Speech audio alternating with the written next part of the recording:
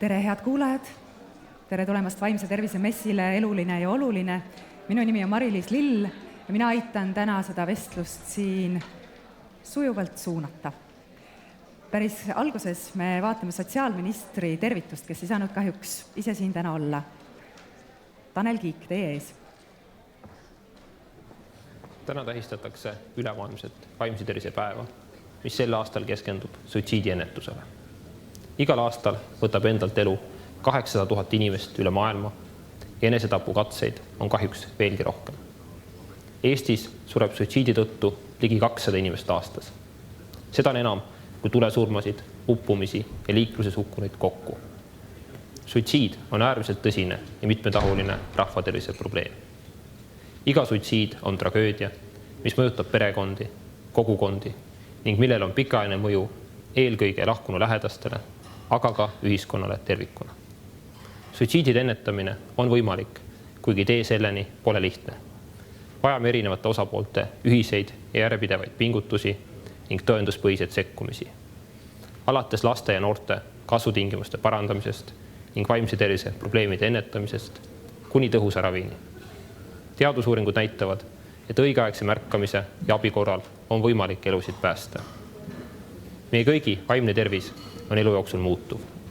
Oluline meeles pidada, et oma vaimse tervise hoidmise ja kaitsmisega peame me tegelema iga päev. Oleme toeks ja abiks nii endale, oma lähedastele kui kõigile meie ümber. Aitäh sotsiaalministrile nende sõnade eest. Need on hirmuäratavad numbrid ja kuigi me oleme tulnud pika tee, kui me vaatame, kus me olime nõukogude aja lõpus, kui tegelikult enesetapp oli teema, millest tegelikult ei tohtinud rääkida, sest et nõukogude inimesel ei olnud ühtegi muret ja tema kunagi ennast ära ei tapnud. Meie suitsiidikordaja on ju tõesti ligi poole väiksem, me oleme väga-väga head tööd selle kallal teinud.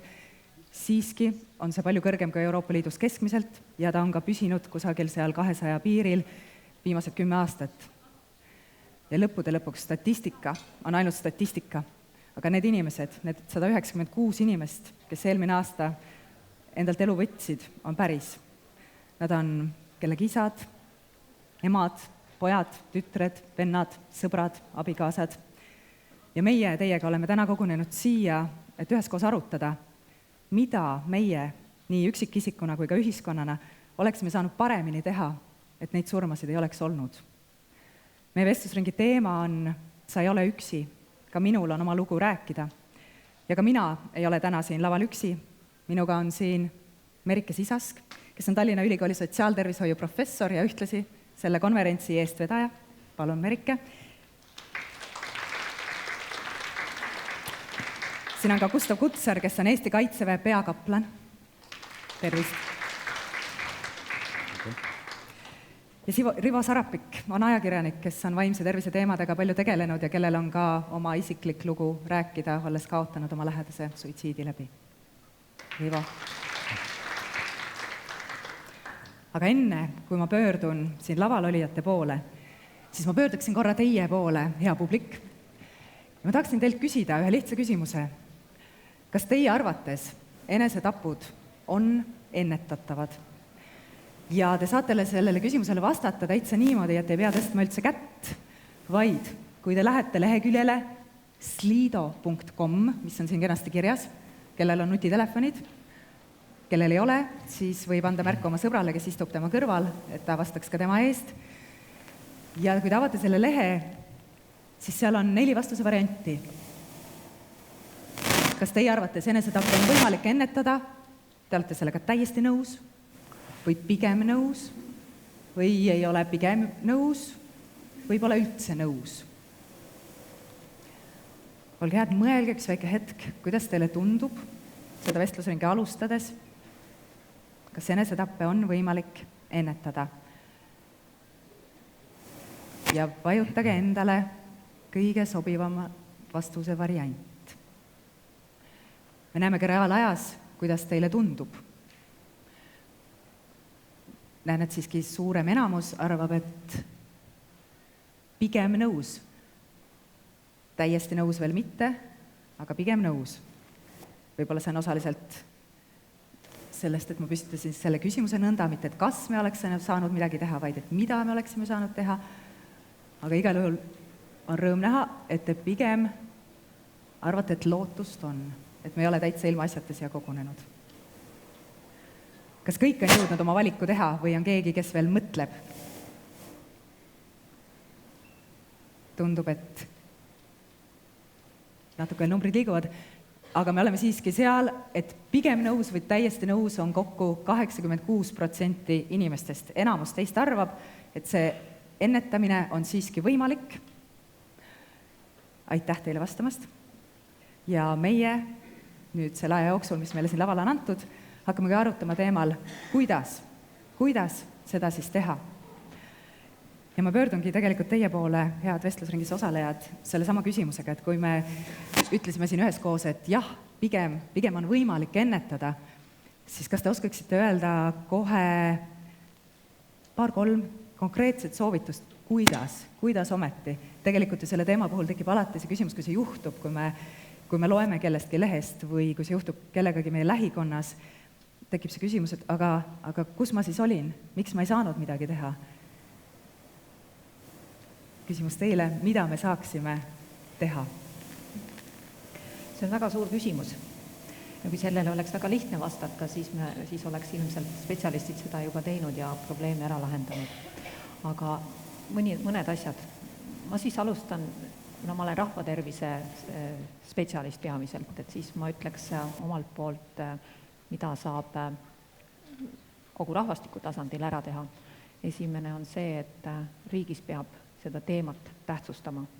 Sellega peab tegelema ja inimestele peavad olema teenused kättesaadavad, et nad saaksid vaimse tervise probleemide korral võimalikult varakult abi poole pöörduda. Teine, mis puudutab sellist rahvastikku laiemalt, on meediaga koostöö. Et see, mida meedia ütleb, kuidas ta ütleb, mida ütlemata jätab, see mõjutab väga palju inimeste käitumist. Aitäh. Kusto Kutsar, kuidas teie oma ametipositsioonilt vaatate? Tere päevast, aitäh küsimuse eest. Kõige üldisemalt minu soovitus oleks inimelu väärtustamine. Tihti inimesed, jõudes oma eluga ummikusse, nad tunnevad, et nad ei ole väärtuslikud, nad on kellegile kas koormaks või tüliks ja nad tahaksid nagu taanduda, aga õpetada inimesele seda, et igas uues päevas võivad tulla võimalused, mida ta hetkel ei näe. Kuigi tema elu võib läbida mõned kriisid, tema kvaliteet, elukvaliteet, elustiili osa võib muutuda, aga ta leiaks uue väärtuse, just seda üleminekut inimestele õpetada, toimetulekut kriisidega. Seda sõnumit tahaksin rohkem kuulda nii meediast, nendest ennetusprogrammidest, kooliõpetusest, usalduslikest vestlustest inimestega omavahel ja paljude nende inimeste hoiakutest, kes on teistele arvamusliidrid ja eeskujud. Aitäh. Rivo, sina töötad igapäevaselt tegelikult ajakirjanikuna ja korra tuli juba see meediateema ka sisse, et kuidas me peaksime sellest rääkima niimoodi, et tõepoolest ju öeldakse, et on oht, ajakirjanik peab olema väga ettevaatlik, et kui me seda teemat väga palju kajastame, siis see võib tegelikult hoopis julgustada inimesi, võib-olla anda inspiratsiooni inimesele, kes on väga raskes seisus ja kahtleb, kas lahkuda siit ilmast või mitte. Kuidas me võiksime või peaksime sellest rääkima? Tõsi ta on, et see sõltub, ma arvan, sellest, mis on selle rääkimise eesmärk, et kas selle eesmärk on suured lugenumbrid, skandaal selle ümber puhuda seda suureks, eriti nendel puhkudel, kui tegemist on tuntud inimesega, või siis teine pool on võimalik selle teema pealt rääkida sellest teemast, et miks inimesed jõuavad sinnani ja need, kellel on sellised mõtted suunata võib-olla abi küsima, ehk et kui nendest teemadest kirjutada, et siis seal oleks juures ka info, et kui sul on keeruline aeg või kui sa tunned raskeid mõtteid, et siis sa saad küsida abi kuskilt. Et see on võib-olla üks pool, aga ma vastaks ka sellele küsimusele, et kas on võimalik ennetada ja läheksin võib-olla isegi hästi kaugele. mõnes mõttes kaugele, aga teisalt jällegi ühte tähtsasse kohta, et äkki Saal annab mulle märku, et kui palju teile koolis õpetati, ütleme keskkooli raames, kuidas olla inimene, et mis tähendab inimeseks olemine? Kui palju teile seda tehti? Ma ei näe ühtegi kätt. Üks sõrm on püsti. Ma mõtlen kõike seda emotsionaalset poolt, seda, et on rasked aegu, et meie ümber on inimesi, kes soovivad elust lahkuda, mõned seda ka teevad. Et kõike seda, mis sellega kaasneb, et kuidas tulla toime ärevate hetkedega, et kuidas kõik see, mis meile inimeseks olemisega kaasas käib, et sellega toime tulla, et üks käsi oli siis. Üks käsi oli praegu püsti. Ja et minu lugu nagu on ka nagu jõudnud nagu, või olen jõudnud sinnani seda enda perelugu vaadates, et tulin keskkoolist välja, väga palju teadmisi maailma kohta, tähelepanu suunatud endast välja, teadsin väga palju fakte, oskasin kirjutada kirjandit, tegin matemaatikaeksamit, ajalooeksamit ja nii edasi, ja samal ajal iseennast ei olnud selle aja jooksul üldse tundma õppinud, et pidin minema kooli ette tegema ettekannet, 2 ööd enne ei maganud suurest ärevusest, ei suutnud oma sõnumitki vist edasi anda seal. Ja et see on nagu üks näide ainult sellest, millega toimetulekut mulle nagu osaks ei saanud, samas seda oodati minult. Et see on võib-olla see, kuhu mina nagu jõudsin sellega, et me tegelikult ei tea, kuidas olla inimene. Ja see tundub nagu siuke lihtne ja klišee mõte, aga väga paljusid teemasid, mida ma hiljem olen kogenud või mida on tulnud läbi elada ka töö käigus või argielu käigus suhetest, kõikide selle emotsioonide virvarrini ja nii edasi, et see on tulnud minuni ikkagi hiljem pärast seda, kui ma ei ole enam teistmoodi saanud, et olen pidanud hakkama sellega tegelema. Et mulle tundub, et see on võib-olla üks osa, millele võib ka tähelepanu pöörata, et mida me koolis õpetame. Psühholoogiatund meil oli, aga seal räägiti habemega meeste teooriatest, mitte ühtegi praktilist nagu nõuannet, et kuidas saada hakkama sellega, kui sul oled noor teismeline inimene, sul on elu esimene armastus ja see armastus murrab sinu südame. Mis sa teed siis? Et kõik need väga lihtsad asjad. Jah, ka minule sellest koolis ei räägitud ja ma olen lihtsalt kommentaari mõttes ise mõelnud seda mõtet, et kui meil on koolis kehaline kasvatus, et siis oleks hädasti vaja, et meil oleks ka mingi tund, mille nimi on vaimne kasvatus, kus siis tõepoolest kõikidest nii, omad jutud siiski vahepeal.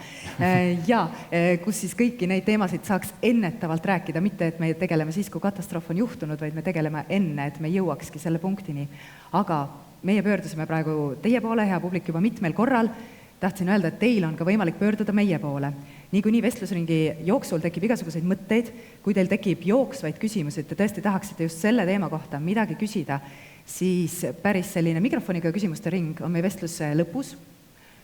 Aga kui teil on jooksvaid küsimusi, siis see sama lehekülg, slido.com, kus te juba vastasite meie küsimusele, seal on ka üks teine tulp vasakul pool, mille on märgitud Q ja A, Q&A, ehk siis küsimused ja vastused. Ja kui te seda vajutate, siis teil on võimalik sinna reaalajas postitada oma küsimus. Me seda hetkel kohe selle samal minutil ette ei loe, küll aga võtame need küsimused vestlusringi lõpus ja katsume nendele jõudu mööda vastata. Karta on, et kõikidele küsimustele ammendavaid vastuseid me täna siin selle 1,5 tunni jooksul ei saa, küll aga on teil võimalik, kui teile tundus, et midagi ei väga kripeldama, küsida kõiki neid küsimusi edasi seal messialal nende inimeste ja organisatsioonide käest, kes tegelikult kõik aktiivselt vaimse tervise teemadega tegelevad. Nii et küsige julgesti esialgu siis läbi leheküljest liido.com ja vestluse lõpus kuulame ka teie küsimusi siin saalis. Korra veel pöördudes tagasi selle hirmuäratava statistika juurde ja see tegelikult on ka ju asi, mis ei ole kellelgi uudiseks, aga kui me vaatame 196 inimest eelmisel aastal, siis 150 nendest on mehed ja 46 naised. Miks see nii on?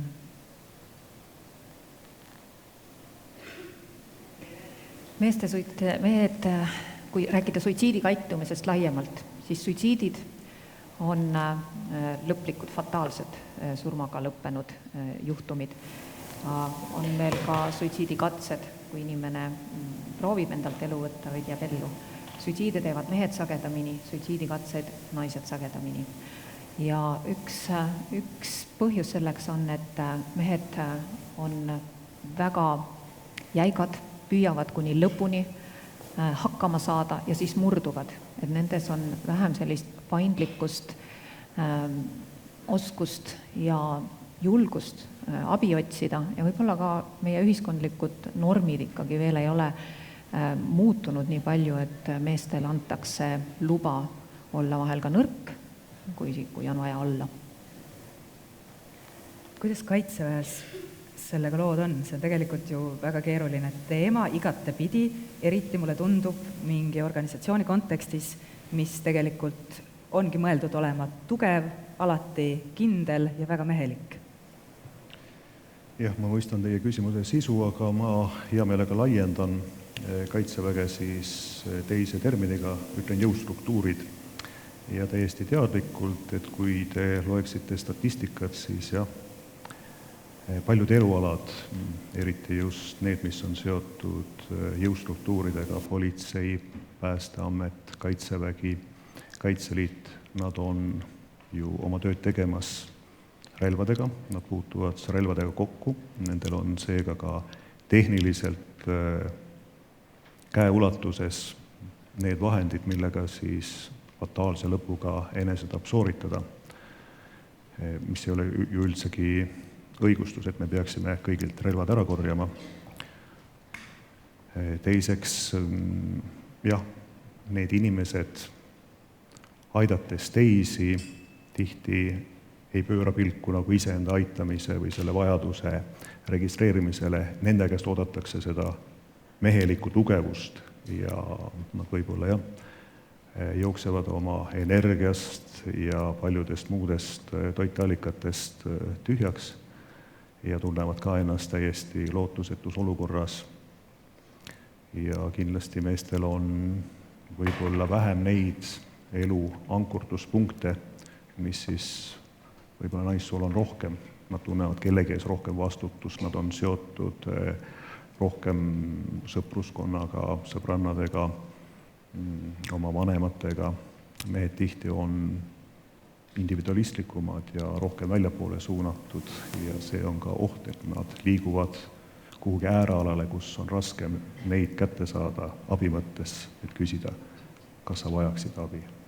Mees probleemi korral tahaks nagu kapselduda, minna kuhugi koopasse või üksindusse, järgi mõtlema, aga seal ta võib-olla küpsetab neid enestapu mõtteid rohkem, keeb nagu ise läbi ja teised seda ei märka. Naistel nagu on see märkamise areaal tajutavam. Võib-olla arutaks korra selle mõiste tugevus ja nõrkus üle, et võib-olla neid peaks ka nagu ümber natukene mõtestama, et mida me selle all mõtleme. Et kas see on tugevus, kui me mingit osa inimeseks olemisest näiteks püüame vältida, öeldes siis, et poiss on tugev, poiss ei nuta, mees ei nuta, alati peab olema kõik hästi ja siis, kui on keeruline aeg, et siis ma sellest ei saa rääkida, sest mul peaks kõik ju hästi olema, et kuidas ma saan siis näidata ennast maailmale, et mul võib olla ka päevi, kus ei paista päike, on pilvine. Et see on ju vale, et inimeseks olemise kogemuse osa on see, et meil on kehas teatud keemilised reaktsioonid ja teatud võimalused, et väljutada pisaraid, ka meestel. Mis tähendab, et järelikult see on okei. Ja kui me lubame seda, siis me elame ju nii-öelda tões, et me ei suru alla, me ei valeta, me ei püüa seda vältida. Aga kui me ütleme, et peab olema kogu aeg hästi ja ootame seda, et mees peab olema alati tugev ja ta ei tohi kunagi mingisugust nagu võbelustki välja näidata ja tal peavad kõik asjad sujuma ja kõik miski talle nagu korda ei lähe, ei puuduta, et siis mulle tundub, et see on ebarealistlik ootus ja see ei saa olla kunagi tugev, sest see on vale. Et õige on see, et on nagu on, et kõik see emotsioonid, mis meil peale tulevad, see on inimeseks olemine, vahet ei oleks, oled mees või naine. Et me peaksime lubama seda võib-olla vaatama selle nurga alt, et mis inimeseks olemine tähendab üldse. Et see ei ole nii, et naistel on nagu selline komplekt asju, millega nad tegelevad ja mida nad kogevad ja meestel on siis teine ja need mõjutavad neid erinevalt, et see tegelikult ju nii ei ole. Ja seda tugev olemise tähendust tõesti saaks ju laiendada ka sellele, et abi otsimine on üks tugevuse märke, et ainult nõrgad ei julge abi küsida. Ja hiljuti oli seoses perevägivallaga üks kampaania, mille slogan oligi, et abi küsimine on suurim vägitegu, et see võiks kehtida tegelikult ka vaimse tervise korral. Ma hea meelega täiendaksin veel seda küsimust siis selle argumentatsiooniga, mis meile mõlemale doktor Sisaskiga on tuttav. Me olime vist 4 aastat tagasi Tartu Ülikooli poolt organiseeritud sündmusel Metsaülikool, arutlesime noorte meeste tervise üle ja seal pidas ettekande doktor Punab. Ja tema näitas siis 20 aasta graafikuid, kuidas siis ühiskondlikud kriisid on Eestis juhtunud ja siis sellist teatud viitaega aasta-poolteist, kus siis peale ühiskondliku kriisi ilmnemist enesetapude arv hakkab tõusma. Ja tema kui meestearst, näidates neid graafikuid, siis tolles arutelus tõi välja sellised momendid, et mehed tihti olles vastutavad ettevõtete eest, olles kuskil juhtivatel kohtadel, nad ka nendes kriisides kaotavad rohkem nagu pinna jalge alt. Nende ettevõte läheb pankrotti, keegi jääb töötuks ja see võib ka olla nagu üks põhjustest, miks neid meeste enesetappe on tuntavalt rohkem. Kindlasti, aga meie vahepeal vaatame ühte lugu. See on kirjutatud kokku tõesti sündinud loo põhjal ja see räägib just nimelt ühest mehest, kelle elus on olnud suured muutused nii ühiskondlikul kui ka isiklikul tasandil ja kes ei tule nendega võib-olla liiga hästi toime. Me vaatame Tiidu lugu.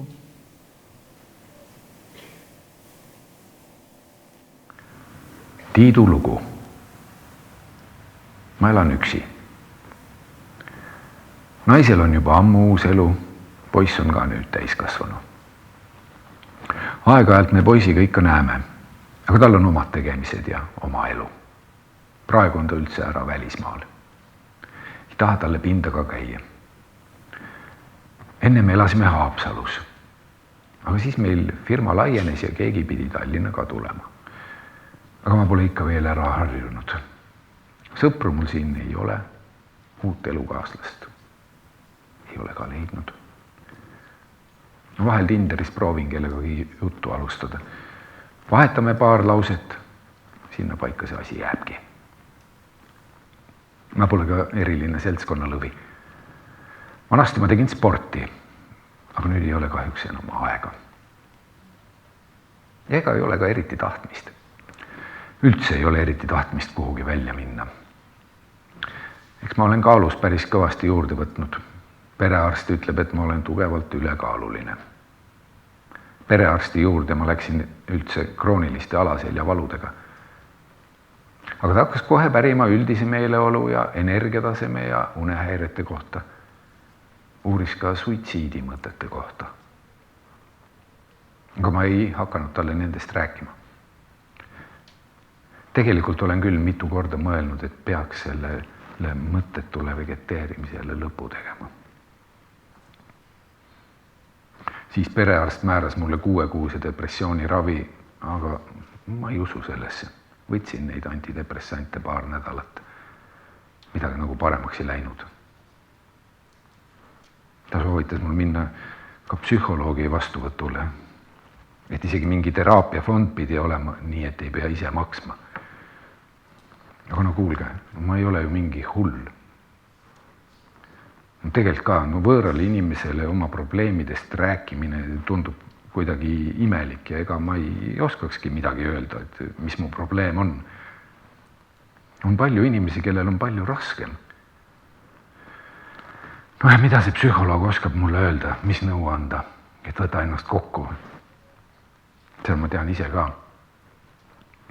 Mõnikord ma mõtlen, et ma olen oma elus hoopis valedele asjadele keskendunud. Minu jaoks on alati olnud töö kõige tähtsam. See, et ma saaksin hästi hakkama.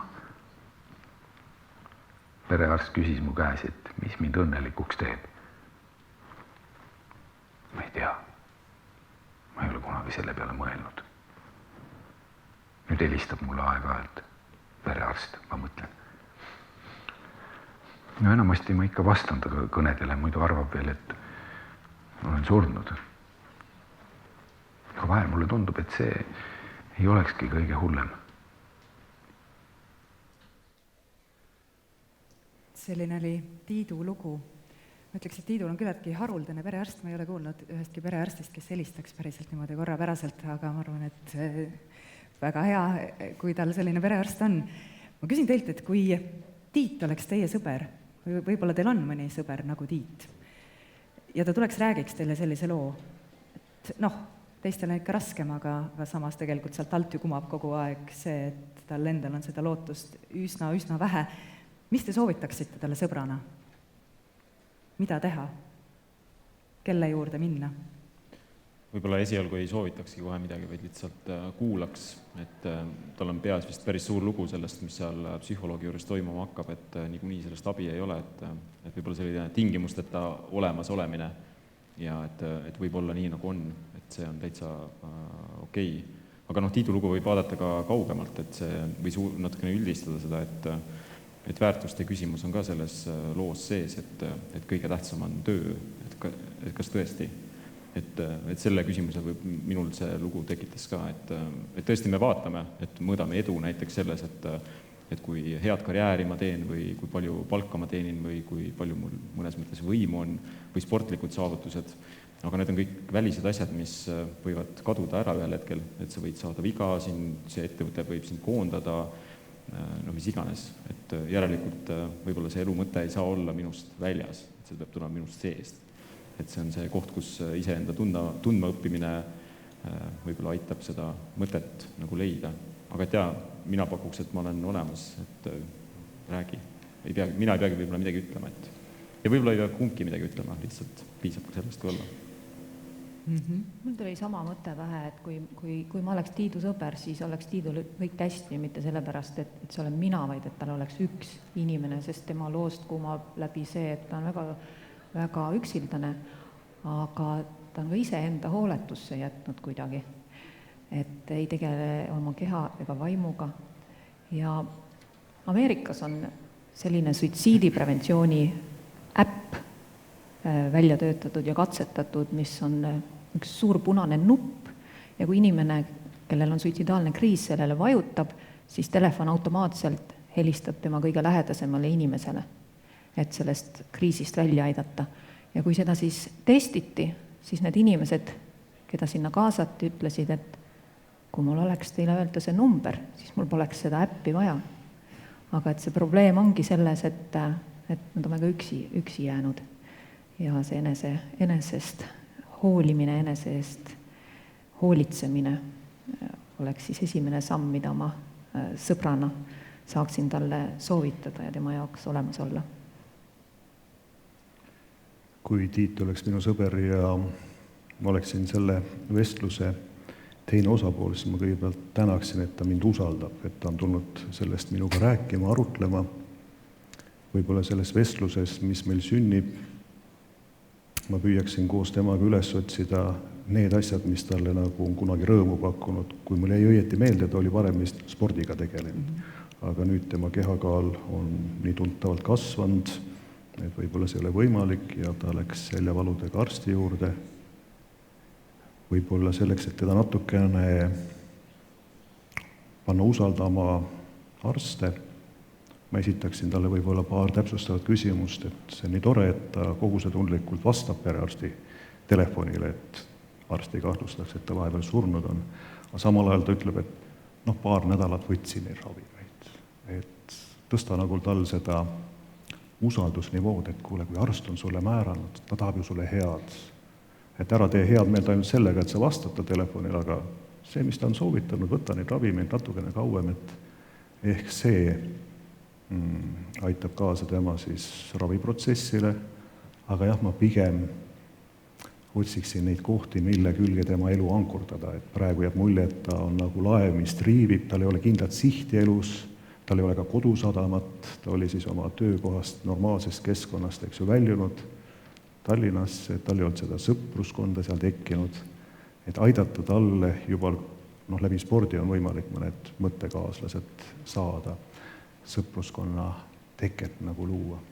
See on ühe mõte, et see, kas teistel läheb paremini või veel hullemini kui sinul, et ma arvan, et see ei peaks olema kunagi nagu võrdlusbaas, ehk et miks see tingimusteta olemasolemine on nagu tähtis, et mitte hinnata seda, et kui see inimene on keerulises olukorras, et siis anda talle hinnangut, et näiteks, et teistel on ju veel hullemini, et siis võib tekitada seda nagu tunnet, et ma mõtlen jälle mingit vale asja nagu, et ma ei tohiks niimoodi tunda, et sa tunned nii, nagu sa tunned praegu ja see on täiesti okei, et see, kas keegi on kuskil väga heal järjel või keegi on palju halvemal järjel, see ei oma tegelikult mitte mingisugust tähtsust sinu kontekstis ja seda võrdlust ei ole kunagi vaja ei iseenda puhul nagu teha või siis teinekord ka selle suhtluse puhul, et kui keegi on keerulises olukorras, et hakata näitama, et sa oled ju täitsa niisuguse normaalsel tasemel, et mis sa siin virised, et keda see aitab.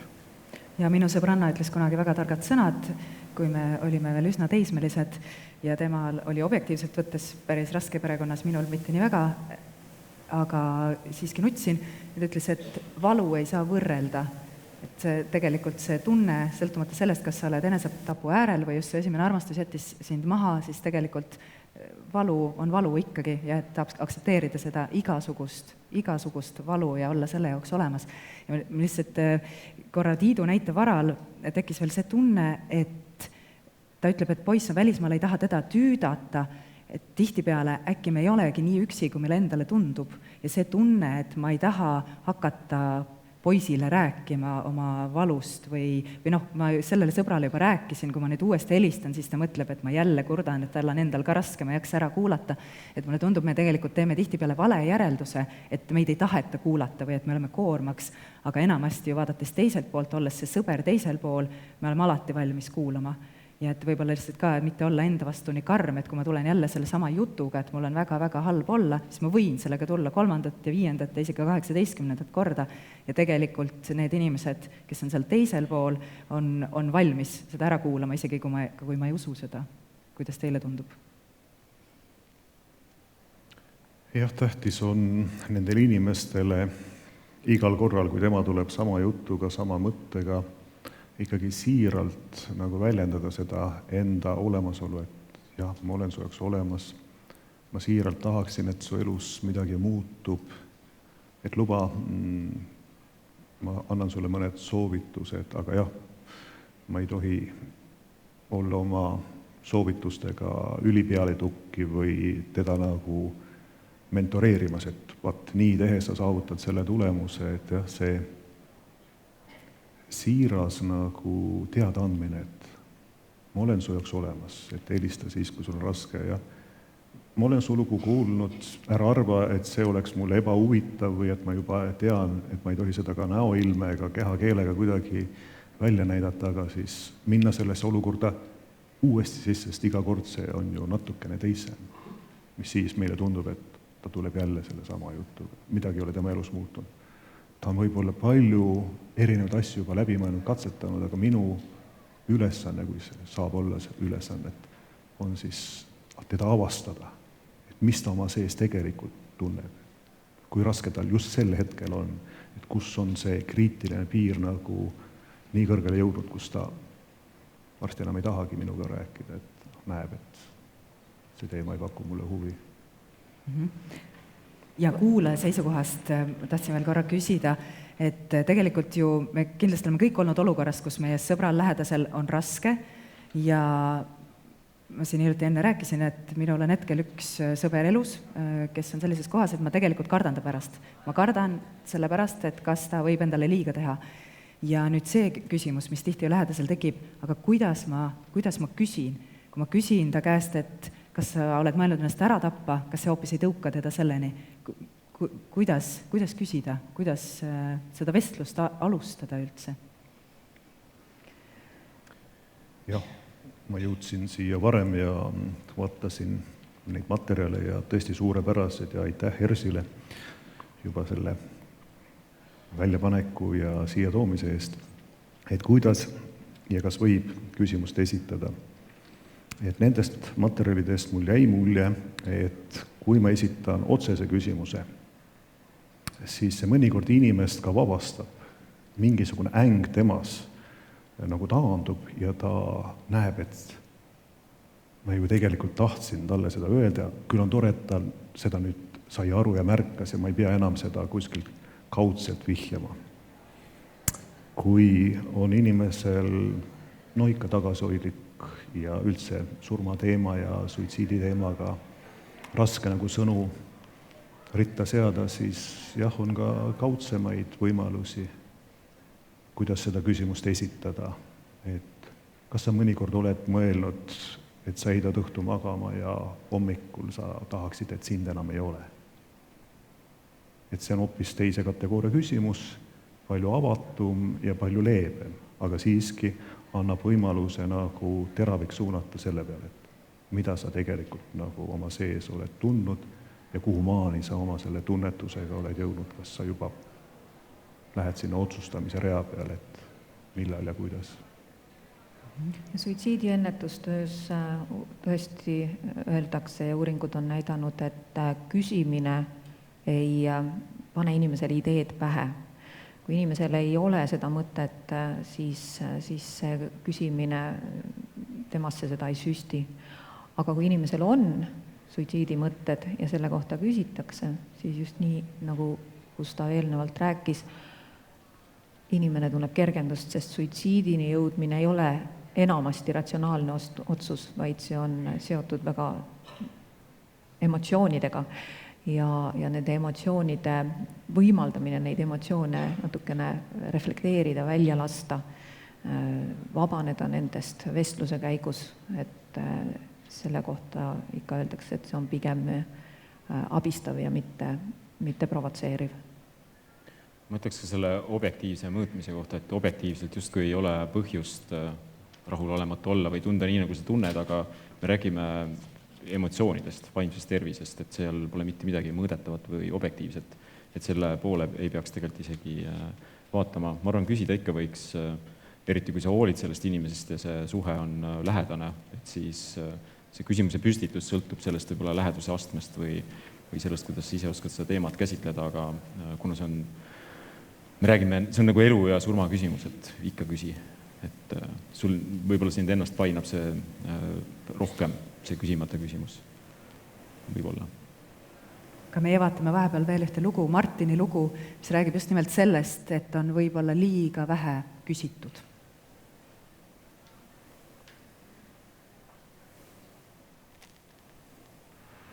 Martini lugu. Koolis oli ma tubli, mida iganes see sõna tähendab.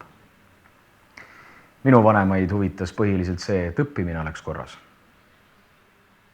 Meil kodus räägiti omavahel vähe. Kui olimegi vahel koos kodus, siis vaatasime suurest toast telekat või istus igaüks oma nutitelefonis. Mõtlesin millalgi, et peaks Messengeris oma peregrupi tegema. Saaks seal vähemalt omavahel kokku. Ma tundsin end teismelisena väga üksildasena ja üsna lootusetu tüübina. Alkohol ja peod ei olnud minu teema. Sõpru oli mul vähe, või on siiamaani. Ja need on ka enamasti digimaailmas. Üks päris sõber on ikka ka. Ma mäletan, et tema peres oli õhtuti kombeks jututada. Nii nad seda nimetasid, seda aega õhtul, kui kellelgi polnud kiire ja rääkida sai ükskõik millest. Mõnikord külas olles ma sain sellest osa. See oli imelik tunne. Nagu mõnus oleks, aga samas võõristav ka. Ja ma kartsin kogu aeg, et nüüd hakatakse mind küsimustega pommitama ja uurima, kuidas mul koolis läheb ja kas ma olen mõelnud, kus ma edasi õppida tahan, nii nagu meil kodus tavaliselt käis. Sest meie kodus mingit jututamist ei olnud. Meil kodus oli jutt väga asjalik ja väga lühike. Mingid tundeid välja ei näidatud. Ilmselt ma otsisin arvutimängudest lohutust. Aga need imesid mind täiega endasse. Ma unustasin süüa, ma unustasin magada, peaaegu mängisin 24/7. Ja sellest sõltuvusest väljatulek ja reaalsesse maailma tagasi pöördumine, see oli väga raske.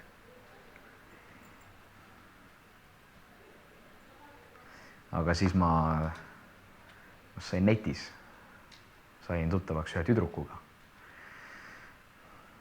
Ja siis me saime isegi päriselus kokku ja ma olin ikka täiega armunud. Ja me käisime ikka nagu mitu kuud. aga siis ta teatas, et ta on leidnud endale kellegi teise, kes on palju lahedam kui mina. Ja see oli suur šokk. Ja see oli ka esimene kord, kui ma proovisin. Aga siis tuli kevad, kool sai läbi ja mul polnud õrna aimugi, mida ma oma eluga edasi teen. No ja siis ma läksin kaitseväkke. Tegelikult mul oli nii hull depressioon, et kaitseväeteenistus jäi mul pooleli ja keset aastat enam ülikooli ka minna ei saanud ja sellises seisus tööd oli raske leida ja no ega ma väga ei otsinud ka. Ja see oli teine kord.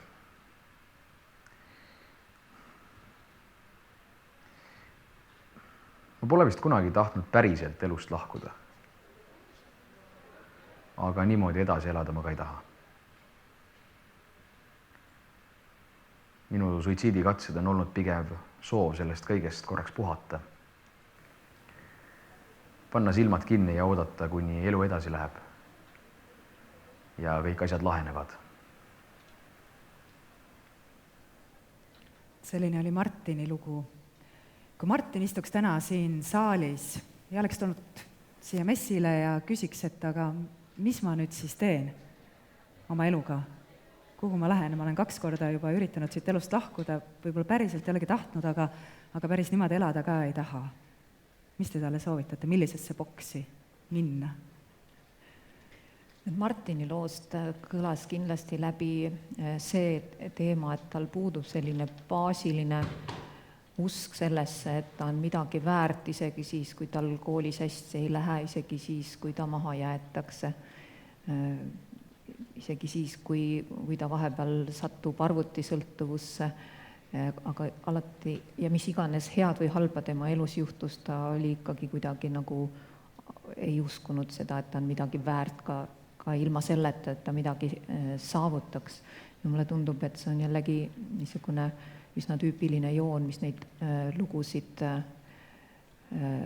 selliseid lugusid ühendab, et inimene ei tunne endas seda väärtuse tunnet, mis oleks tal annaks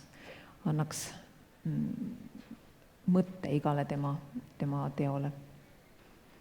Aga mida talle soovitada, et ma kujutan ette, et võib-olla sellisel juhul oleks tõesti psühhoteraapiast kasu.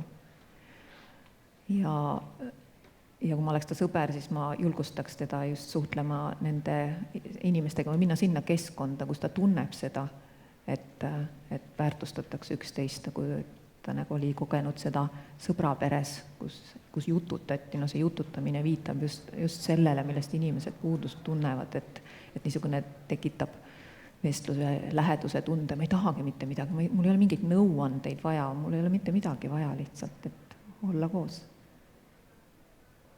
Jah, mina 3 asja tooks välja sealt, et see suhete teema.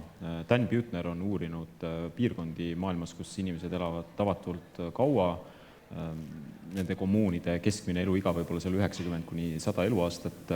Sardiinias on üks selline, Okinawa saartel Jaapanis ja Ladina-Ameerikas ka. Ja üks oluline tahk või see nende pikaajalisuse edu või elu saladus ongi see, et see on tugev kommuun, ehk et suhted on tohutult tähtsad tegelikult, mis su ümber on. See ei lohuta ilmselt Martinit, aga see näitab seda, et need inimesed, keda me enda ümber kogume, mis suhted meil nendega on, et sellest sõltub meie elukvaliteet olulisel määral. Ja kui ma tahaksin teda aidata, et siis ma võib-olla isegi teeks selle esimese sammu koos temaga, et ei annaks talle telefoninumbrit või ei ütleks, et mine sinna, vaid et ma võin sinuga tulla kaasa. Et see on nagu tohutu eneseületus inimesele, kes on juba keerulises kohas, et aga helista nüüd psühholoogile või psühhiaatrile või otsi omale terapeut, et kui te selles olukorras peaksite ise olema ja peaksite seda esimest sammu tegema, siis kuna me ei ole varem sellega kokku puutunud, me isegi ei tea, kuhu ma peaksin pöörduma. Et see valikute rohkus võib tegelikult mõjuda hoopis kehvasti, et sa tegelikult seda abi siiski ei saa. Ja 3. mõte ongi seal jällegi see enese hindamine, et mille järgi me hindame, et koolis on kõik hästi, hinded on head, aga halb on olla. Siis ei saa hästi olla. Et töö ja karjääri ja väljanägemisega on täpselt sama lugu, et välja paistab ilus mask, aga tegelikult sees on kehva, et siis me peaks ikka neid mõõdikuid natukene hindama, et Uus-Meremaal on uus riigipea, kes on majanduskasvu asemel seadnud nagu tähtsamaks inimeste selle õnne või rahulolu tunde, kuidas iganes seda mõõta, aga siiski küsimus on nagu väärtustes, et hinnete leht on korras, aga seal taga on varemetes nagu inimene, et siis ma ei hindaks seda küll kuidagi hästi. Jah, see on tõesti keeruline lugu, mida Martini loo põhjal me praegu siis analüüsime või hindame. Et esimene minu originaalmõte, et kuhu ma ennast suunaksin või panustaksin, et kuidas ma saaksin tema sotsiaalsust tõsta, kes on need inimesed, keda ta usaldab, kuulab. Korra jäi mulje, et ta on nagu maailmas rohkem tuttav, aga teistpidi see viis ta nagu sõltuvusse või püüdis unustada oma reaalset elu, et kas on olemas siis mõni grupp seal arvutiga tegelevaid inimesi, kus ta tunneks ennast nagu oma oskuste või oma seniste tegevustega nagu tõsiseltvõetavana, sest ülikooli plaan oli nagu luhta läinud, kaitseväkke tervise tõttu ei saanud, et tal oli nagu 3 teeotsa suletud, aga siis mina nagu püüaks näidata, et elus on rohkem kui ainult 3 võimalust, et teeotsi, mida mööda kõndida on kas 5 või 6, et järjest anda talle neid teejuhiseid. Aitäh! Teeotsi tegelikult on miljardeid, et igal inimesel on see enda tee, et see, kuhu suunas läheb keegi teine, et see ei oma tegelikult tähtsust sinu selle tee leidmisel, et mida varem sa seda otsima hakkad enda seest, näiteks seda tunnet, kuhu sind kutsub, mida ma peaksin tegema. Mitte sellepärast minema juristiks, et seal teenib hästi või poliitikasse, et paista silma või näitaja, et olla laval, kas see on tegelikult, mis sind kutsub või sa lähed ikkagi selle näilisuse järgi, et teid on 7,4, ma ei tea, palju neid inimesi praegu on, miljardit ja igaüks on, nendest on õige tee. Kui sa lähed kellegi teise teed mööda, siis sa jõuad kuskile välja, kuhu sina tegelikult ei taha ja võib-olla ei peakski välja jõudma. Jah, me ikka veel liiga palju mõtleme sellele, kuidas me paistame, mitte sellele, kuidas me tegelikult oleme. Aga Martini loost tuli ka välja, ta kasutab ka ise enda kohta sõna depressioon ja tegelikult me seda ju ka teame, et enesetapud on tihedalt seotud kõiksuguste vaimse tervise probleemidega ja olen ise kunagi intervjueerinud inimest, kes sõnastas tegelikult väga minu jaoks täpselt selle mõtte, et miks ma kaalun enesetappu, lihtsalt see tunne minu sees on nii kohutav, see koht, kus ma olen, on nii kohutav, et ükskõik mis on parem. Ma saan aru, et enesetapp on väga halb ja kõigile halb, minu lähedastele kõigile, aga lihtsalt see koht, kus ma olen, on nii halb, et ükskõik mis, isegi see halb variant tundub parem kui see, kus ma olen. Aga tegelikult ju me ei saa öelda, et kõik enesetapu teinud inimesed on depressioonis või mõne teise vaimse tervise probleemiga. Et tegelikult on ju ka kohti, võib-olla, kus me ei oska seda märgata. Me depressioonis sõbralt küsime, et kuidas sul on ja võib-olla helistame talle iga päev ja võib-olla soovitame seda äppi, kus seda punast nuppu vajutada, aga et on ka tegelikult ju teisi lugusid, kus tegelikult inimesel võib-olla ei ole sügavat depressiooni, aga ometigi ta on otsustanud selle kasuks. Mis võiks olla need lood või need valdkonnad, mida veel tähele panna enda ligimeste puhul? Kui suitsiidist üldisemalt räägitakse, siis räägitakse riskiteguritest ja kaitseteguritest, mitte niivõrd nendest põhjustest ja ka kuigi depressioon ja ka mõned muud psüühikahäired on paljude suitsiidide taga, siis mitte kõigi suitsiidide taga, sest on muid riskitegureid samuti. Ja seal oluline riskitegur, millest me juba oleme rääkinud, on see suhete puudus, lähedaste suhete puudus. Kindlasti alkoholi, narkootikumide tarvitamine on üks oluline suitsiidide riskitegur. Siis abivõimaluste halb kättesaadavus on ka, et sest kui inimesed saaksid varakult ka professionaalset abi, siis oleks see juba üks lootusekiir nende jaoks. kuigi samas kui seda Tiidu lugu, eelmist lugu veel meenutada ja perearst, nagu sa mainisid, et väga ebatavaline perearst, jah, tõesti ebatavaline perearst, aga on ka selliseid perearste ja kas siiski sageli see probleem ei ole see, et inimene ei jõua sinna arsti juurde ja tema puhul see väga nutikas perearst taipas ka õigeid küsimusi küsida, aga et inimene ei võta neid soovitusi vastu. Ehk abi on küll kättesaadav, aga inimene on kuidagi rigiidne oma käitumismustritest. Et ka selline rigiidsus on kindlasti üks riskitegureid. Jah, Tiidu näite varal ju tegelikult, kui ta ütleb, et 2 nädalat võtsin antidepressante ja midagi eriti paremaks ei läinud, 2 nädalat ongi see aeg, kui läheb hullemaks ja ilmnevad igasugused kõrvalnähud ja alles pärast seda võib hakata ja suure tõenäosusega hakkabki parem, et võib-olla siis jah, kõrvalseisjana ka jääda kindlaks oma soovitustele, isegi kui ta protestib ja ei taha neid kuulata, et rääkida ikkagi järjekindlalt edasi. Ja need eksistentsiaalsed küsimused, mis enamasti seostuvad üksildustundega, et inimene on jäänud oma inimsuhetes üksinda ja kui tal ei ole ka näiteks mingit religiooni ole tema elus või mingit usku, ma ei mõtlegi mitte niivõrd seda ametlikku religiooni, aga usku millessegi, mille nimel elada, et siis ta on ka isolatsioonis. Ma hea meelega ka vihjaks ja küsiks üle sellised täiesti lihtsad inimlikud küsimused, mis meil ei tulegi pähe küsida inimesest, et kuule, palju sa maganud oled, et kas sa oled jälle mitu ööd arvutimänge mänginud, et kas sa oled nagu oma väsimuse piirist täiesti seal miinuspoole peal, kas sa oled unustanud äkki söömise, et tihti inimene sattub nagu paljude mõõnadesse selle tõttu, et ta on ennast unustanud ka füüsilises mõttes. Ei ole korralikult toitunud, ei ole korralikult maganud ja veel vähem ta ei ole korralikult ka suhelnud. Millal sa viimati kellegiga rääkisid? Et kui me sellised inimlikud küsimused küsime ära, siis see annab meile natukene nagu ajavõitu, et aru saada, mis seisus see inimene on või küsida see otse, kui kriitiline su seis praegu on. Jah, teie kõigi vastustest tulid tegelikult ju välja see, mis me justkui kõik teame, et sotsiaalsed suhted, see, et meil oleks inimesed meie ümber, kellele me saame vajadusel ükskõik mis kell ööpäevas helistada, on väga olulised. Ja tegelikult, kui tihti me ka ei märka seda üksildust inimestes ja kui me räägime olukorrast, kus tal justkui ei ole nähtavalt rasket depressiooni, ta isegi ju täitsa koristab, sööb, paneb ennast kenasti riidesse, aga ikkagi tunneb ennast sisimas nii üksildasena ja mulle tundub, et üks ühiskonnagrupp, kelle me kipume tegelikult ära unustama, millal te viimati, kellel veel on vanemad vanaisad siin ilmas, millal te viimati helistasite oma vanaemale või millal te külla läksite, kui ta elas kusagil kaugemal, kui teie elate? Kas see on nii, et me käime ainult jõuludel? Võime isegi tõsta korra käed, kellel vanemad on veel meiega, kes käis viimase 2 kuu jooksul külas. Suur rõõm on näha. Ega juhuslikult vanemal siis sünnipäeva ei olnud, sest jõulud siis ei olnud, aga et tihtipeale ju ikkagi need sotsiaalsed suhted, mitte sellepärast, et me tahaks pahatahtlikult, vaid lihtsalt ongi kiire, me elamegi kaugel, meil on igasuguseid muid tegemisi ja rõõm on näha, et teie olete seatud prioriteerid paika ja tõesti külastate oma vanavanemaid regulaarselt. Aga väga paljud meist seda ei tee, lihtsalt sellepärast, et nii hästi ei jõua.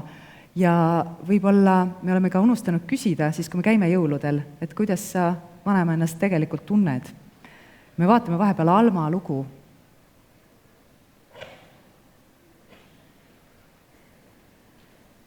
Alma lugu. Mina olen juba ammu pensionär ja olen endaga alati hakkama saanud ja saan praegugi. Pensioniga tulen ma välja, katus on mul pea kohal, nii et kurta pole midagi. Ainult kuidagi nii üksildane on olla. Aga kellelegi koormaks ma ka ei tahaks jääda, kui mu tervis peaks mind nüüd tõesti alt vedama. Ma kuulen halvasti ja nägemisega on mul ka juba aastaid probleeme olnud. Arst ütles, et lähiaastatel ma võin päris pimedaks jääda. Ei, siis ma küll ei tea, kuidas edasi elada. pärast mehe surma olen ma elanud enamasti üksinda. Oi, aga mu lapsed ja lapselapsed on küll väga toredad ja neil läheb nii hästi, nad on üle ilma laiali. Ei, nad ikka helistavad mulle ka ja käivad mind vaatamas sünnipäevadel ja jõuludel ja.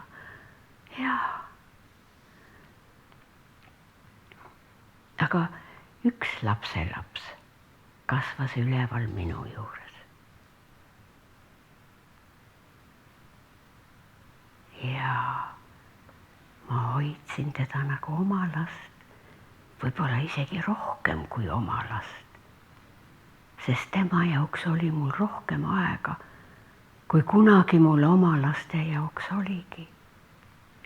Aga möödunud aastal läks ta linna ülikooli, aga praeguseks on ta juba vahetusüliõpilane Inglismaal. Oi, mul on nii hea meel, et tal hästi läheb. Ja, aga tegelikult ma ikka tahaksin, et ta tuleks minu juurde tagasi. Et oleks vähemalt kellega rääkidagi. Kõik mu vanad sõbrad ja tuttavad on juba surnud või on sama haiged kui mina või haigemadki kui mina. Jah, seda arvutit mina ei tunne, nii et kus ma neid uusi tuttavaid siis võiksin leida.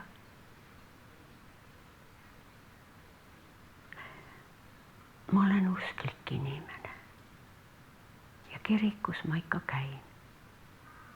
Aga seal jääb ka inimesi iga pühapäev aina vähemaks. Aga oma Jumalaga ma räägin tegelikult iga päev. Kas siis mõtetes või kõva häälega. Vahel ma laman öösel oma voodis ja mõtlen, et miks ta mind juba enda juurde ei kutsu? Ma ei julgeks kunagi kätt enda külge panna. See on ju patt. Aga ma tunnen, et maailmal ei ole ma enam vajalik. Ja et maailmal oleks ilma minuta kerge. Ma ikkagi panen ravimeid kõrvale. Et kui tõesti peaks tulema see hetk, et elamine on raskem kui suremine, siis Jumal ehk annab andeks.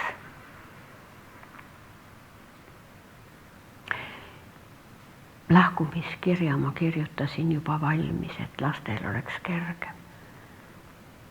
Et nad ei süüdistaks ennast ega kedagi teist peale minu. Ma ei tea. Ma loodan, et kui nad seda loevad, siis on neil ehk kergem.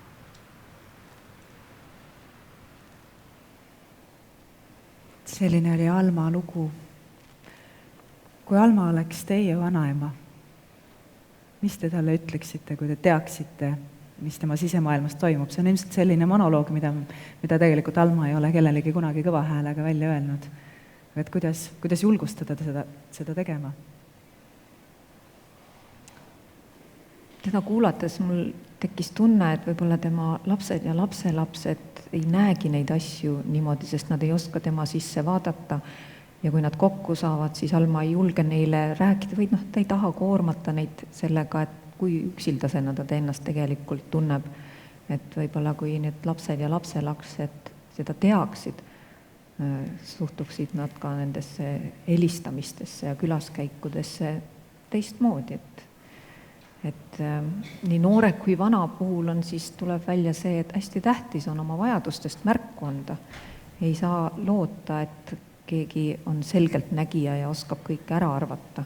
Tuleb välja öelda, millest ma puudust tunnen. Siis on võimalik teistel teha oma valik, et kas nad saavad reageerida sellele ja tahavad või ei saa. Aga kui seda pole öeldud, pole märku antud, siis võtab see nagu võimaluse üldse õigesti käituda, õigesti selles mõttes, et vastavalt sellele, mida see inimene vajab, mitte õigesti mingite normide mõttes. Täna 3 kuuldud loost ma pean seda kõige nagu ehmatavamaks või isegi, kuidas öelda, ohtlikumaks ja õpetlikumaks looks. Et pealtnäha, eks ju, väga armas inimene, sa ei oska üldse kahtlustada, et tema sees keeb hoopis teistsugune tunnete virvarr. Ta pidevalt ütleb, aga ma tunnen, või et mul ei ole enam neid, kellega arutada, või et kuidas teistel, et tal on jah, hästi palju sisevõrdlusi. Et minu jaoks on jah, ma ei ütle, et täiesti uus teema, vanurite suitsiid, kui seda saab niiviisi eraldi kategooriana välja tuua. Aga jah, kuidas nooremale ja mitmele noorele põlvkonnale nagu anda märku, et pealt näha, tal ei ole ju veel suuri tervisemuresid, aga ta jah, otsustab, peab rohtusid kõrvale panema.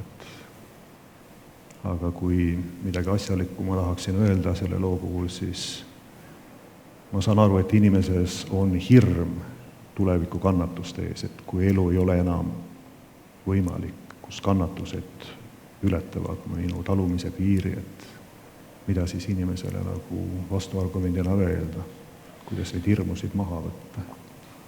Või vastupidi, kuidas tõsta tema elu väärtust, et ka sellises kõrges vanuses, mis on tema väärtus, ta ise seda enam ei näe, aga keegi peab talle seda ütlema, kas see keegi on siis tema lähiringist või kui me tõesti vaatame, kellega ta suhtleb, et ta käib kirikus, et kindlasti seal koguduses on ju ka välja õpetatud neid hingehoidjaid, kes oskaksid märgata ja tunneksid nagu vanema generatsiooni seda üksinduse ja teistest äralõigatuse tunnet, oskaks nagu paremini temaga hingeliselt rääkida, et ma vaataks nagu sinnapoole. Lähedasena võib-olla 2 asja, mida saab teha, on öelda, kui kallis ja tähtis inimene ta sinu jaoks on ja lihtsalt öelda, et sa armastad teda. Et see on ka ikkagi lootus, et ta on oluline. Ja eriti, mis võib-olla puudutab vanemat generatsiooni, kes võib-olla ise ei ole niivõrd harjunud oma tunnetest rääkima ja võib-olla tunneb ennast isegi kohmatult, kui me läheme teda kallistama, aga teeme siis meie esimese sammu, kui temal on raskem. Ja tegelikult, kui Alma loo peale mõeldes, ta ju räägib sellest, et ta on kirja valmis kirjutanud, et äkki lähedastel on kergem. Ma kahtlustan, et sellise teema puhul ei ole sellist olukorda, et lähedastel on kergem, lähedastel on alati väga-väga raske. Ja kui me räägime enesetapust, siis tegelikult ju alati jäävad maha inimesed, jäävad maha lähedasem ja kaugem ring.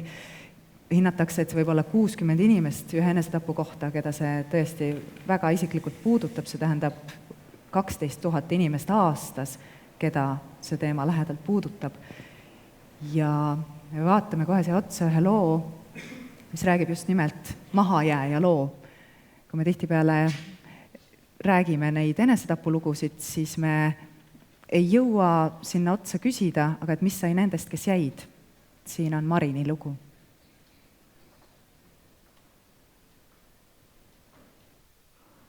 Marini lugu.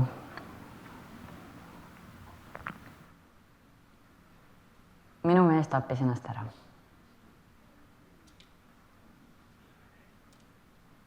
Väga raske on seda lauset välja öelda. Aastaid ma ei suutnudki seda teha ja isegi praegu on klomp kurgus, kui ma need sõnad öeldud saan. Tal ei olnud just kui mitte ühtegi põhjust. Ta oli tark, vaimukas, tööalaselt edukas, aga emotsionaalselt täiesti välja arenemata, nagu ma tagantjärele aru saan. Rahalisi raskusi ei olnud meil mitte kunagi. Õnneks jäänud temast ka võlgu maha, kõik oli ilusasti korraldatud, testament tehtud. Seltskonnas oli ta alati oodatud. Tal oli väga hea huumorimeel. Nii kui suu lahti tegi, kõik naersid. Aga see oli ainult mask. Tema silmad jäid kurvaks. ja kodus ei olnud ta sugugi see särav seltskonnahing, ta oli väga vaikne ja eemalehoidev. Ma oleksin nii väga tahtnud, et ta mulle oma valu, oma pisaraid, oma kõhklusi näitaks. Aga mehed püüavad ju nii tugevad näida. Kõigega hakkama saada, olla hea poeg, hea isa, hea abikaasa. Ma sellest aru ei saanud, et kõige parem on lihtsalt elus poeg, elus abikaasa, elus isa.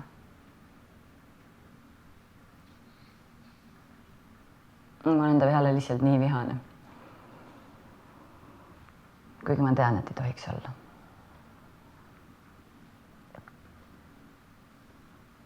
Ja selle päeva, kui ta lahkus, läks ta tööle nagu alati, aga tööle ta ei jõudnudki. Politsei leidis ta metsast. Pärast öeldi, et oli enne surma päris palju alkoholi tarvitanud. Lastele ma siis ei rääkinud, miks isa suri. Äkki surm. Aga teiste sugulastega oli kokkulepe, et tema surma põhjustest me ei räägi. Ja nüüd me ei saagi sellest lastega kunagi rääkida. Sellepärast, et seda ei ole kunagi olnud.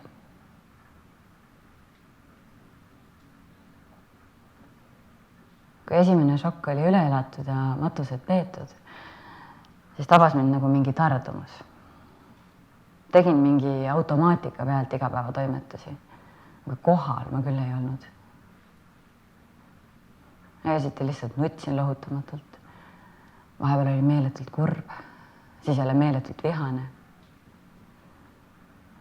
Vahepeal tundsin ennast süüdi, just kui see oleks minu süü, et mu mees ennast ära tappis. Ma ei teadnud, kust abi otsida. Ma ei uskunud, et üldse on võimalik sellises olukorras abi otsida. Mul justkui ei olnud luba leinata, sellepärast, et ma ise ei andnud endale luba leinata. Ja vaikimistootus ei teinud ka võimalikuks sellest kellegagi rääkida.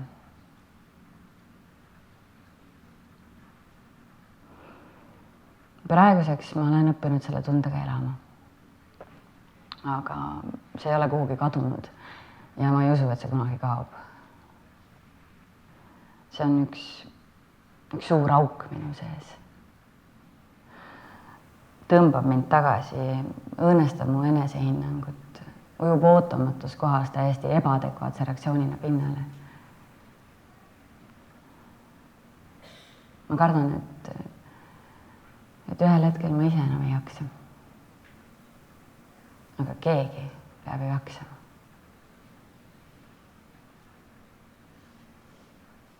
Selline oli Marini lugu. Minul on üks sõbranna, kelle mees tappis ennast ära, mitte see sõbranna siin ekraanil, üks teine. Ja sellest on juba natuke aega möödas, ta ütleb, et ta ei usu, et see kunagi mööda läheb.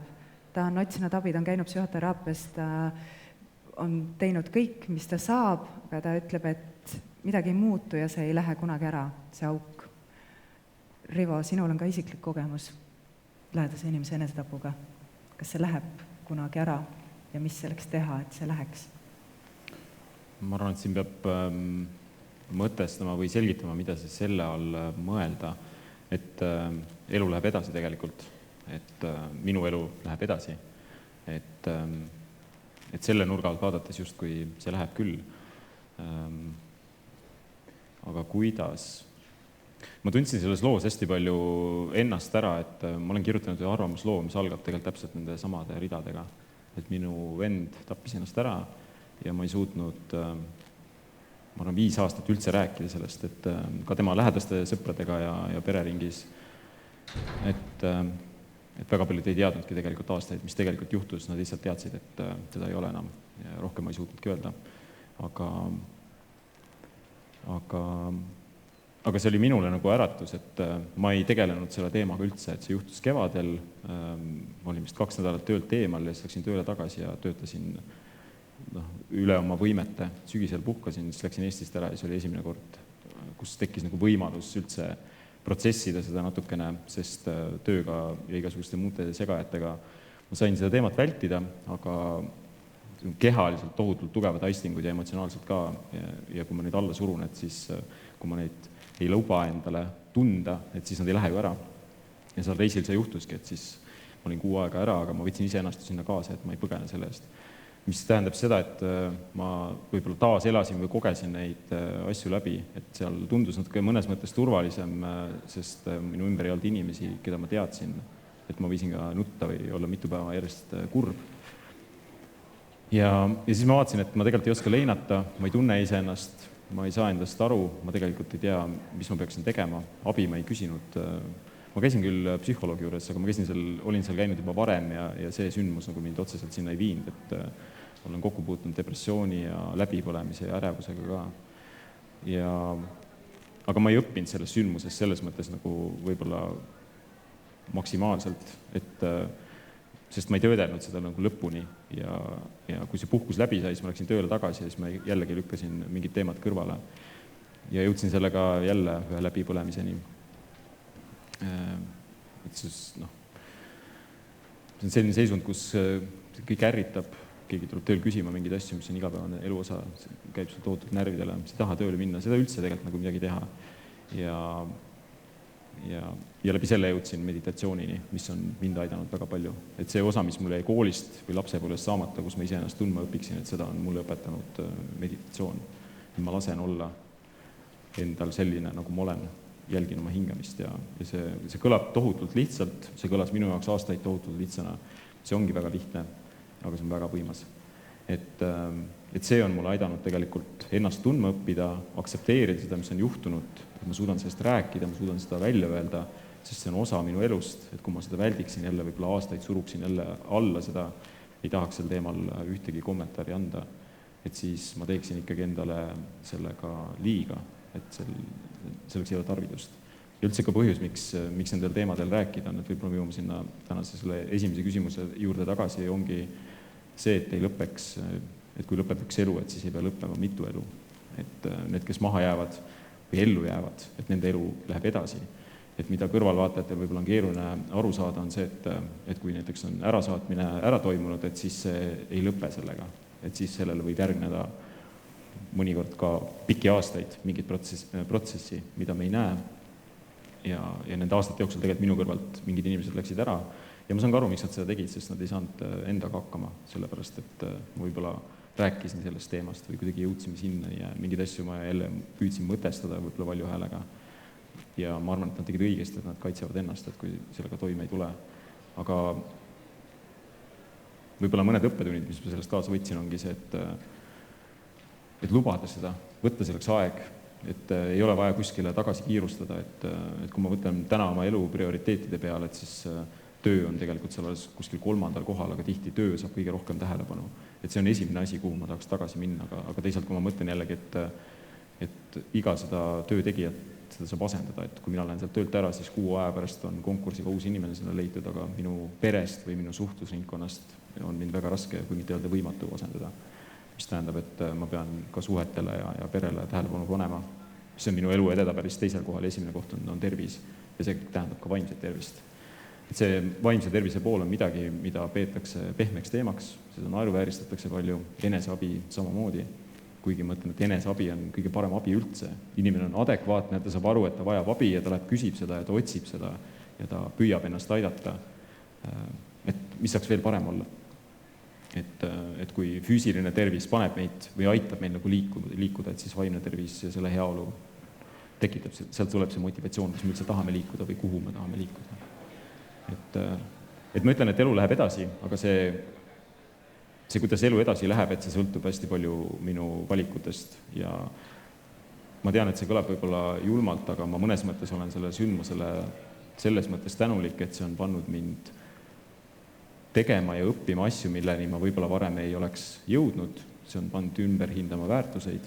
Seesama, et kas tähtis on raha, ilus auto, figuur, karjäär, ametinimetus või siis see, et kuidas ma tunnen tegelikult, kas ma olen eluga rahul.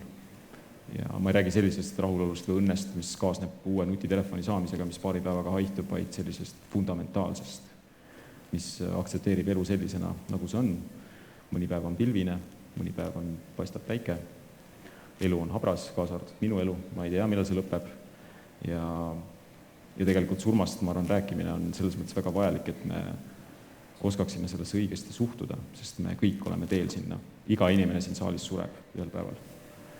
Et kuidas me selleks saaksime kõige paremini valmis olla, et selle kohta on öeldud, et selleks, et hästi elada, peab õppima hästi surema, mis tähendab siis seda, et tuleb elada nii, et sa sellel lõpu eel ei kahetseks.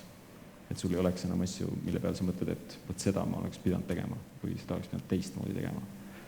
Et nendest kahetsustest on kirjutatud mitmeid raamatuid, soovitan lugeda. On inimesed, kes hooldavad neid inimesi, kes on lahkumas ja nad küsivad nende käest. See on see, mis jääb järele, mis on essents nagu, et tegelikult ei peaks seda järele jääma midagi. Aitäh, Rivo, et oma lugu jagasid. Hea publik, te olete meid nüüd pikalt kuulanud. Nüüd on see hetk, kui teil on tekkinud mõtteid, küsimusi, kommentaare. Võib-olla te olete jõudnud neid ka vahepeal meie vestluse kulgedes kirja panna. Ma kohe vaatan, kas ja mida te olete sinna kirjutanud. Aga täitsa vabas vormis praegu, kui keegi tahab midagi küsida laval olijatelt või tahab jagada oma lugu, siis meil on siin üks väga lõbus mikrofon sellise kurva teema kohta, mida saab visata niimoodi, et ta on mõnus pehme ja kui see teie poole lendab, siis te ei saa haiget, vaid püüdke ta julgesti kinni ja sinna mikrofoni sisse üsna lähedalt peab rääkima ja siis saab küsida küsimusi. Aga ma vaatan vahepeal, mis mõtted teil tekkis selle vestluse jooksul. Kuidas leida inimest, kes mind ära kuulaks? Tekkis selline küsimus. See on seesama üksilduse teema. Kust ta leida? Kust teda leida tõesti? Et siit lugudest me ju ka kuulsime, et isegi Alma arvas, et kuna ta internetis ei ole, siis kust ta seda inimest leiab. No see on üks võimalus, jah. Ja sealt võib ka tekkida päris kontakt ja sügavam suhe. Tuleb vaadata kõigepealt enda kõige lähemat ringi, kas nende hulgas on mõni inimene, kes võiks mind ära kuulata, oma pere, oma lähemad sõbrad. Siis suurem osa meist ikka kuulub mingisse kollektiivi, noored lapsed, kooli, täiskasvanud inimesed käivad enamasti tööl, meil on omad hobid, võib-olla on seal keegi, kes saab meid ära kuulata. Ma olin üle 10 aasta seotud usaldustelefoni funktsiooniga ja päris palju oli helistamisi. Kõige pikemad kõned olid võib-olla seal 2 tundi ja 50 minutit. Olid ka neid kõnesid, kus inimene ütles, mul on hommikuks kõik valmis pandud, mind enam hommiku ei ole. No need kõned venisid ikka veel pikemaks, 3-4 tundi. Ma praegu ei ole teadlik, kui palju siis usaldustelefoniliinid on avatud ja töötavad, aga ma olen veendunud, et on olemas. Et just meenutades Alma lugu, kes ütles, et ta ei oska arvutiga töötada, ta ei saa nagu läbi arvuti kontakti oma lastelastega, aga kindlasti ma eeldan, et tal kodus ikkagi telefon on säilinud. Siis see, mida Merike vihjas, et inimesed kuhugi kuuluvad, mehed reeglina kuuluvad siis kas jahimeeste seltsi või sellisest mehelikku organisatsiooni, Kaitseliitu. Noored mehed käivad tudengiorganisatsioonides ja jäävad sinna korporatsioonidesse elu lõpuni. Et selliseid sõpruskondi, kus sind nagu usalduslikult ära kuulatakse ja sinu kohta teadasaamine ei levi väljapoole, neid on, aga kui me tänasid lugusid veel kord tagasi pöörame, siis jah, Tiidu lugu, et Tiit oli oma sellest töökeskkonnast ju läkitatud firma poolt Tallinnasse, tal seda uut sõpruskonda ei tekkinud. Siis järgmine lugu Martini puhul, kes tundus, et on asotsiaalne, ta oli väga palju üksi, nii kooliaeg, perekonnas, hiljem arvutimaailmas. Tõepoolest, kas tema leiab nagu jututaad ülesse? Ta ütles, et ta on ja Tinderis mõned suhted loonud. Et tänapäeva maailma hinnates igale eagrupile mingi tehniline võimekus nagu oleks olemas.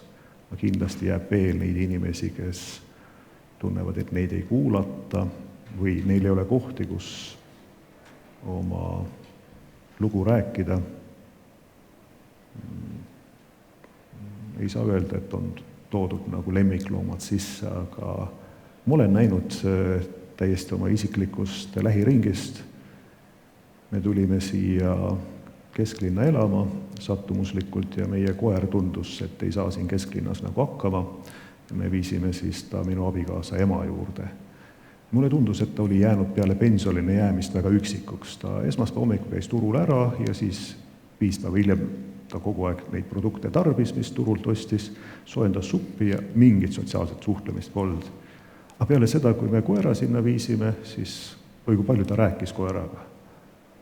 Nii hommiku, kui ta ärkas, sest ikka tuleb küsida, kas lähme välja täna ja mis me täna süüa teeme. Esimene kotlett oli nagu proovikotlett, et koer, kelle nimi oli Bosse, esimene kotlett toos seal, mis sa arvad. Et see lemmikloom tekitas täiesti asendussuhtluse.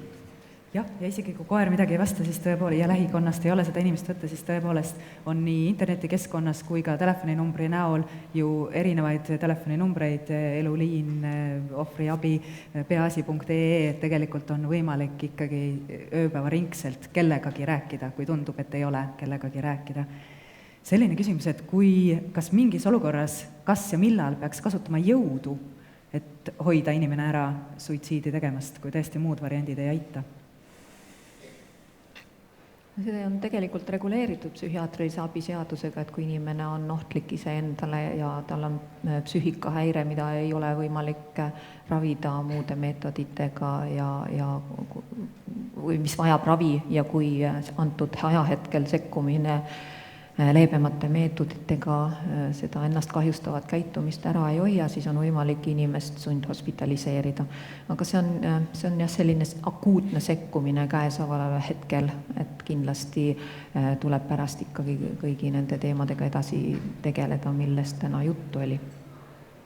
Aga kuidas aidata inimest, kui ta ise seda ei soovi ja ka teiste nõu kuulda ei võta?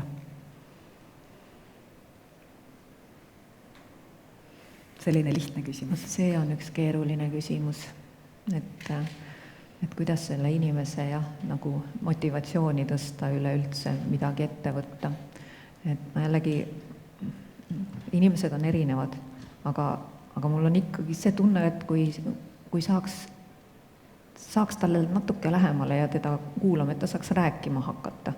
Et seni, kuni talle pakutakse abi ja soovitusi ja kõik teavad, mida ta peaks tegema ja kuhu minema ja kuidas elama, et siis ma arvan, et see on ka küllaltki loomulik reaktsioon, et inimene ei taha sellist abi vastu võtta. See on nagu selle elamisega, et ma tahan elada, aga ma ei taha niimoodi elada. Ma vajan abi, aga ma ei taha niimoodi mulle seda pakute. Ma igaks juhuks kordan üle, et on olemas ka selline mõiste, ma loodan, positiivne vaikimine. Et tihti inimesed, kui nad vestlevad, siis nad püüavad vaikust katkestada või tunnevad piinlikult, kui vaikus läheb liiga pikaks. Aga teatud mõttes võib ka vaikust tõlgendada sellise positiivsena, et inimene on su juures, sa oled ta lähedal, isegi kui ta ei räägi, siis vähemalt sinu roll on see, et sa oled tal ju lähedal, sa oled olemas. Sa isegi oled nõus temaga koos vaikima. Sa hindad teda nii palju ja väärtustad ka seda, et vaikitakse. Aga kuidas elust rõõmu tunda, kui ma tunnen ennast nii üksi? Alustada väikestest asjadest. Tuletada meelde, mis need väiksed asjad minu elus olid, mis mulle rõõmu pakkusid. Võib-olla näiteks hommikul ärgates lükata kardinad kõrvale ja vaadata, milline on ilm, silmitseda seda, mis sealt paistab kohe detailselt, et alustada päeva millegi pisikese positiivsega, mitte jääda voodisse lebama ja mõelda, et jälle üks päev. Ma soovitaks ühte harjutust, mida mõnikord teraapias võib-olla ka kasutatakse, on kas hommikut alustada või siis päeva lõpetada, panna kirja mõned asjad, mille üle sa oled tänulik sellel päeval. Ja kui sa teed seda mõnda aega, siis ma vaatasin, et mis ma sinna kirja panin, siis need on tegelikult väga lihtsad asjad. Täna magasin hästi, täna smuuti maitses hästi. täna näpud ei külmetanud, kui 20-kraadise külmaga läksin tööle ja nii edasi. Väga väiksed asjad on tegelikult need, mis rõõmu valmistavad ja neid ei pea üldse olema seal alguses mitukümmend, võib-olla alustad ühegagi. Et neid asju kindlasti on. Et see hommikul võib-olla selles mõttes tasub seda teha, et see nagu loob selle fooni päevaks, et sa alustad seda päeva rõõmsa nagu sellise vaatega, et sa otsid seda head. Et see on see stardipakk on hästi nagu tähtis. Argipäeva pisiasjad.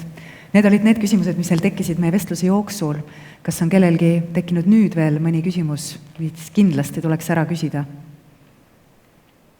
Ja seal on üks küsimus. Seda võib visata ka. Siin on Evelina Lafgani Soomest, Helsingist, vaimse tervise ühendusest Taiden Sulatamo. Ja Eve on siin nüüd kuulanud seda paneeli ja tal tekkis selline küsimus, et millised on need ennetavad tegevused, et inimesed üldse ei satuks kriisi, millal nad peaksid juba algama? Kui suitsiidi ennetusest räägitakse, siis minnakse sinnamaani, et inimesele vaimsele tervisele pannakse algus siis, kui ta on alles emaüsas.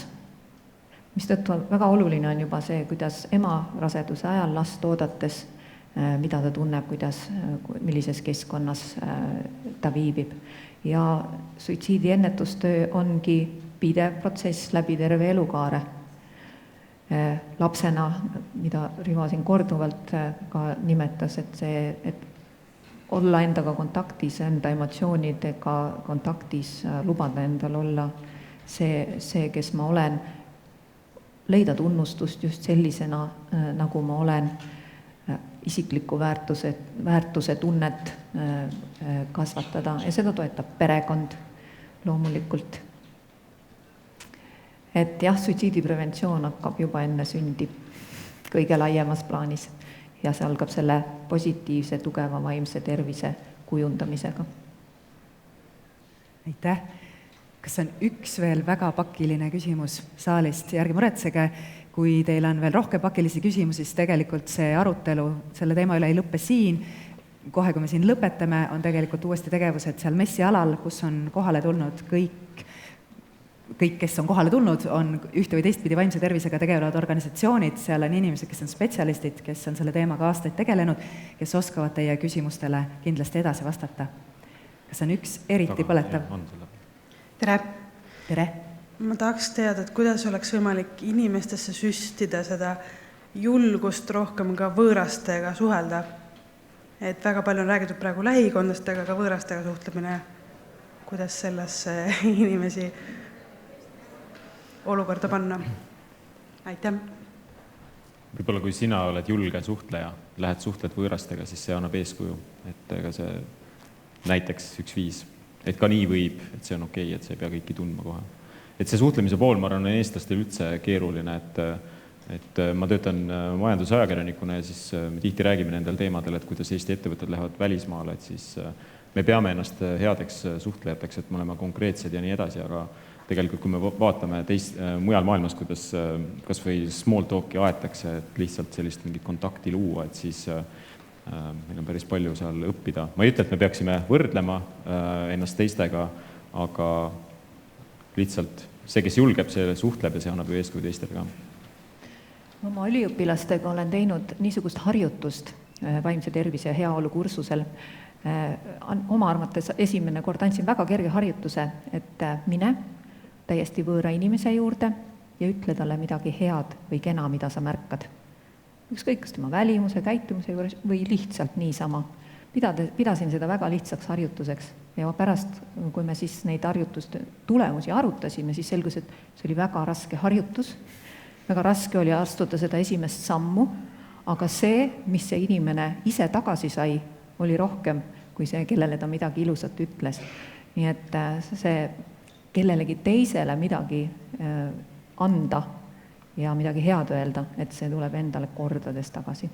Ma lisan võib-olla ühe soovituse veel, mida saab kodus järele vaadata. YouTube'is on selline kanal nagu Yes Theory. Nende motto on Seek Discomfort ehk et otsi ebamugavust. Ja seal on noormehed Ameerikas, nad tegelikult reisivad üle maailma ja nad võtavad regulaarselt ette selliseid väljakutseid, kus nad panevad ennast sellisesse olukorda, kus nad ei ole varem olnud, neil pole neid oskuseid ja nad selle käigus arenevad. Et sealt saab kihvte mõtteid ja inspiratsiooni, et kuidas nad lähevad tänaval võhivõõraste inimeste juurde ja ütlevad, et vahetame elud ära omavahel näiteks 3 ööpäevaks, et sa lendad Stockholmi ja sealt keegi lendab sinu koju ja selliseid väljakutseid ja ületavad ennast regulaarselt, et see tegelikult võib-olla see mõte, mis sealt kaasa võtta, ongi see, et meil on tegelikult neid kohti, kus kasvada on väga palju ja me kasvame seal, kus meil on ebamugav. Ehk kui me istume oma mugavustsoonis, siis arengut ei toimu, et sellist võib-olla ebamugavuse otsimist on võib-olla hea endal meelde tuletada, et kui tundub, et kõik on juba harjumuspärane ja tore, et siis peaks mõtlema, et aha, ma peaks midagi õppima. Aitäh teile teie küsimuste eest, aitäh teile teie vastuste eest.